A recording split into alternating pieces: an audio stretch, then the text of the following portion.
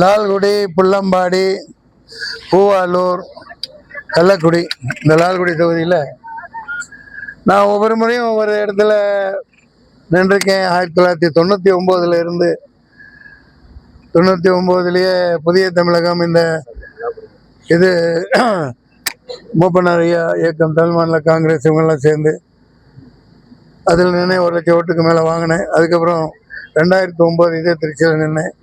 நான் எப்போ என் கை காசை போட்டு பணத்தை போட்டு நிற்பேன். இது எனக்கு பழக்கமாயிடுச்சு. சீட்டு கேட்டேன், யாரும் தரலை. ஐயா சிஎம் ஐயாட்டு கேட்டேன் 6 மாதமா அலைஞ்சு. சீட்டா கடையில் தான் வாங்கி கொடுக்கணுன்ட்டாரு. சரி எடப்பாடி ஐயாட்டு போனேன். அவர் கடைசியாக இருக்குது அப்படின்னாங்க. ஆரம்பத்துலேருந்து டச்சில் இருந்தேன். ஏன்னா அதிமுகவில் நான் ரொம்ப நாள் இருந்தவன், 4-5 வருஷம்.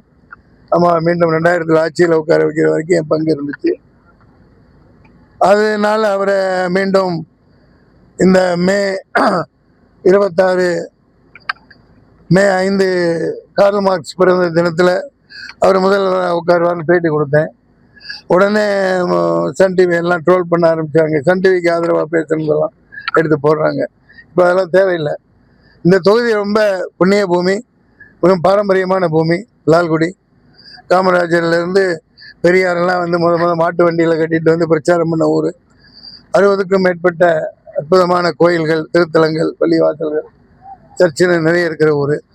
வெறும் 15 கிலோமீட்டர் தான் சுற்றி வச்சு நடந்து சைக்கிள்லேயே டிவிஎஸ்லேயே போய் ஒவ்வொரு வீட்டுக்கும் போய் பிரச்சாரம் பண்ணி வாங்க முடியும், ஓட்டு கேட்க முடியும். அற்புதமான ஊர்.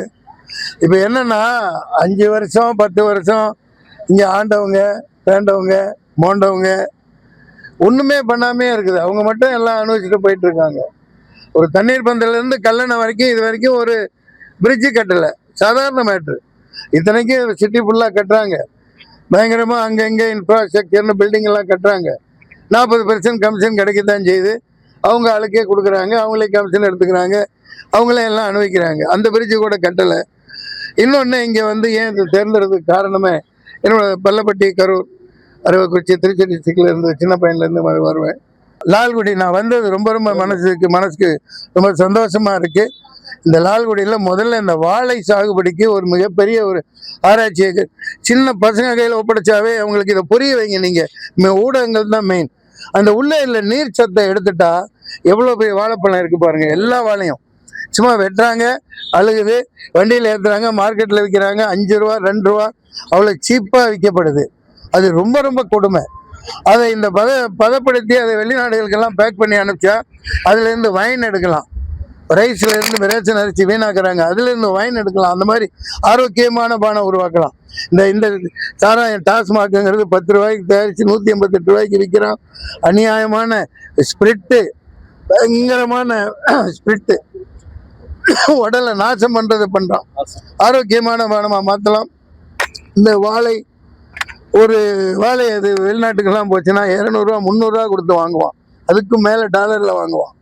5 மாதம் 6 மாதம் 1 வருஷம் வரைக்கும் அதை சாப்பிட்லாம். விவசாயிகளுக்கு மிகப்பெரிய உதவியாக வாழை மேம்பாட்டு மையம் உடனே அமைக்க பாடுபடுவேன். இது உடனடியான தேவை. ஏன்னா மக்கள் ஓட்டு போட்டாலும் சரி போடாட்டும் சரி நான் போராடுவேன். நன்றி, வணக்கம்.